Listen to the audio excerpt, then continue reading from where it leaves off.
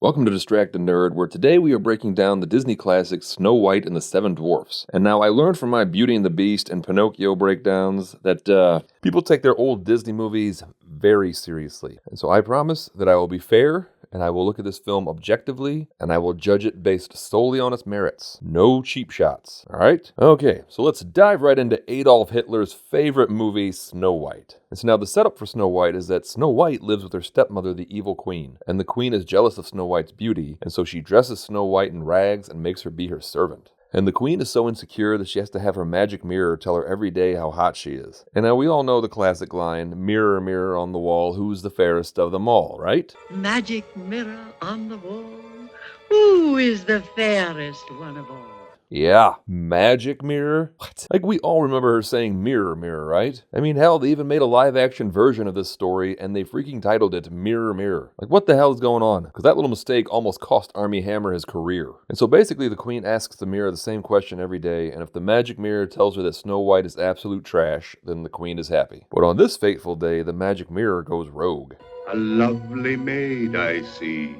She is more fair than thee. Hair black as ebony, skin white as snow. Snow White. And so, like, is Snow White her legal name? I always thought it was a nickname. So was her dad's last name White? Was he like Doug White? Like, these are the questions people want answered. And now, despite basically being a prisoner in this castle, Snow White is extremely upbeat and joyful, and she always has a song in her heart. Make a wish into the well, that's all you have to do. Yeah, I forgot. That's just how everyone sounded when they sang back then. Like, it's just terrible. Like, in the 90s, there was nothing better than listening to the radio and hearing Peebo Bryson belting out a Disney song. But back in the 30s, they'd be driving around in their crank start jalopy, and then this song would come on the radio. Like, just god-awful. And did they even have radios in cars back then? I mean, I guess they could have had some sort of portable controller. Oh my god!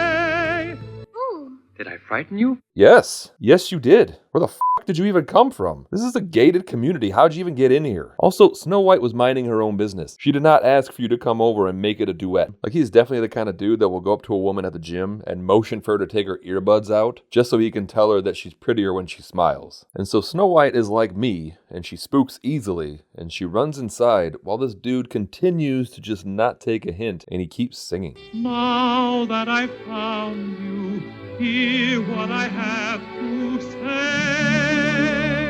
And so this oblivious dope is the prince, and I don't think he has a name. Like, he's just the prince. And I guess eventually all of these Disney princes were known as Prince Charming, but I'm not getting that. And the queen sees this and believes the prince should try to get laid in his own kingdom and not come sniffing around her property for scraps. And so she tasks the huntsman with taking Snow White far into the forest to kill her. And the huntsman reluctantly agrees, but to ensure that he actually does it, the queen tells him to bring Snow White's heart back in a box. And the huntsman takes her out to the woods, and Snow White just does not have a clue as to what's about to happen to her. Zero survival instincts in this one. I can't believe I've been tasked with this heinous chore. Look at her. She's so young and so kind. She doesn't have a mean bone in her body. It all seems so completely unfair that she is sentenced to die merely for the crime of existing.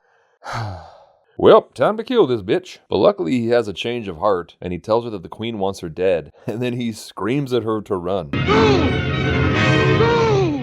And in her panic, she just runs further into the woods and gets lost. And like, I don't know where this urgency is coming from. He's telling her to run so she's not killed, but he's the one who was supposed to be killing her. Now that he's not going to kill her, she would be relatively safe for the time being. He could have calmly tried to help her get set up with her new life. Like, Snow White doesn't know how to survive in this world. Snow White is the kind of person that would drown in a puddle. I'm awfully sorry. I didn't mean to frighten you. But you don't know what I've been through. You ran through the forest for 30 seconds. Let's not make it out to be a bigger deal than it was. And so in order to cope, Snow White then sings a new song. With a smile and a song. At least I think this is a new song. This could very easily be the same song. Again, every song from this time period sounds exactly the same. And so now that she's sung her little ditty to some rodents, she feels better. But I do need a place to sleep. And I'm sure no nest could possibly be big enough for me. I can't sleep in the ground like you. She is just cracking herself up, isn't she? And so the creatures know where she can stay, and they take her to a rundown shithole of a cottage. And Snow White then thinks that if she cleans up the cottage, then whoever lives there will let her stay, which I guess is the code of the forest. So the animals in Snow White get to work just touching stuff that isn't theirs. What do you think the purpose of that chair is? See, like, this is what I'm talking about. The homeowners weren't expecting company, so now all of their sex paraphernalia is just lying around. What a cute little chair. A stocking, too.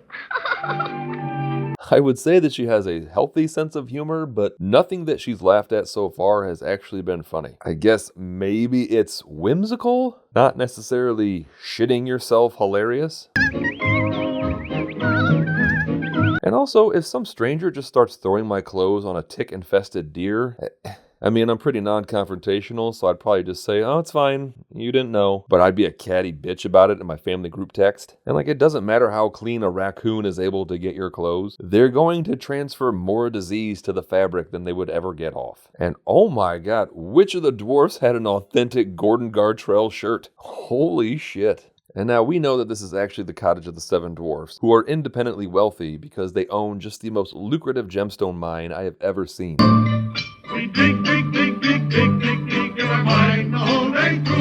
You don't even have to dig. Like, those gems are just sticking out of the wall. And the dwarfs are comprised of Doc, who is the leader, Bashful, who is painfully shy, Grumpy, who's an angry asshole, Sneezy, who feels that it's okay to not cover his sneezes because he, and I quote, doesn't have COVID, Sleepy has undiagnosed narcolepsy, Happy is tripping on X, and like, they all have names which seem to match their personalities, so I guess Dopey got his name by just being dumb as shit. And like, none of them are particularly intelligent, so this just seems mean and really personal. And so Snow White and the woodland creatures fall asleep in the dwarf's bed when the dwarfs come home from work. And the animals just leave Snow White to her fate, which is really shitty on their part because the dwarfs think that there's an intruder in their house and they are ready and willing to murder said intruder. Ew, don't stick your eye near that hole, bud. I would say you don't know what's been in that hole, but you know. They find Snow White and she explains that the evil queen is trying to kill her, and she offers to be their maid if they let her stay with them. Can you make dapple dumplings? Lumple dumplings? Apple dumplings. Yes. Crapple dumpkins. Crapple Dumpkins is actually the dwarf version of what Urban Dictionary calls a hot lunch. She makes them dinner, but she won't let them eat until they wash their hands, and she shames all of them until they do it. You have to wash where it doesn't show. Do you have to wash where it doesn't show? Yes, you have to wash your ass, Bashful. But maybe just don't do it in the giant horse trough in front of your brothers? Are they related? And back at the castle, the huntsman has told the queen that Snow White is dead, and he gives her a heart in a box as proof. But when the queen asks who is the fairest of them all, the magic mirror still says Snow White. Is the heart of a pig you hold in your hand. Oh, you f***ing narc. And also, what exactly are the powers of the magic mirror? Is it basically an old-fashioned hot or not system that can also tell the difference between human and pig organs? That's like a very specific skill set. And speaking of specific magic, the queen then performs a spell to change her appearance so she can get her revenge on Snow White. Hideous and off-putting. She then does the spell to create a poison apple, which will cause a sleeping death that'll make Snow White sleep forever, but to everyone else around her it'll seem like she's dead. And so her master plan is to turn herself into an ugly old crone that no one would ever let in their house, and then lure Snow White with the one food that would never tempt anyone in a million years. He'd be like, hey, there's a withered hag at the door with a gift of one loose apple. Oh shit, let her in. And meanwhile, Snow White and the dwarfs are tearing the roof off this mother.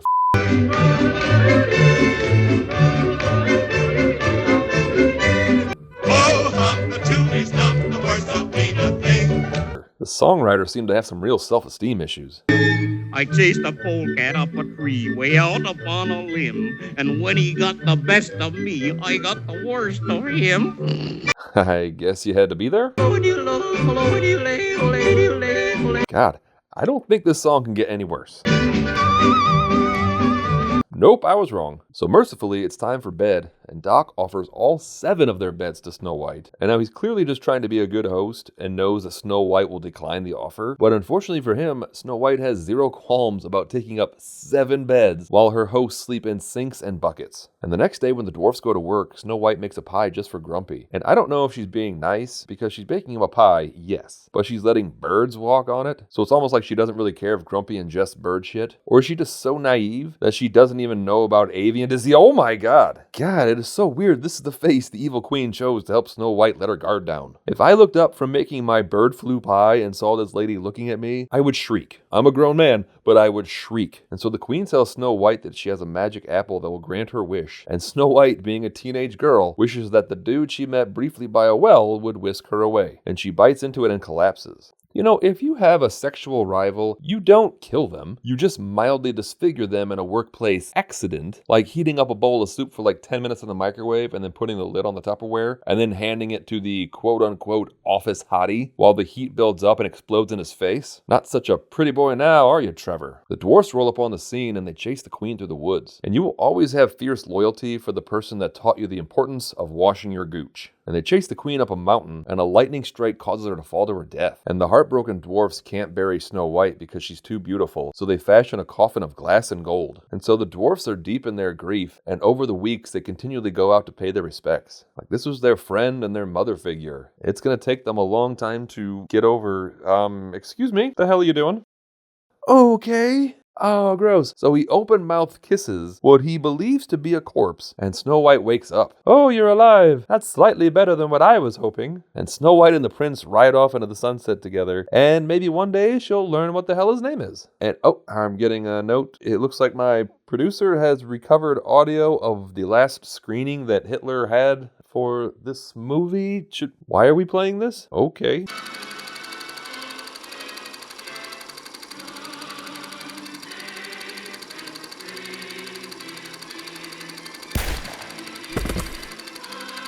Oh, good God. This channel is gonna get shut down.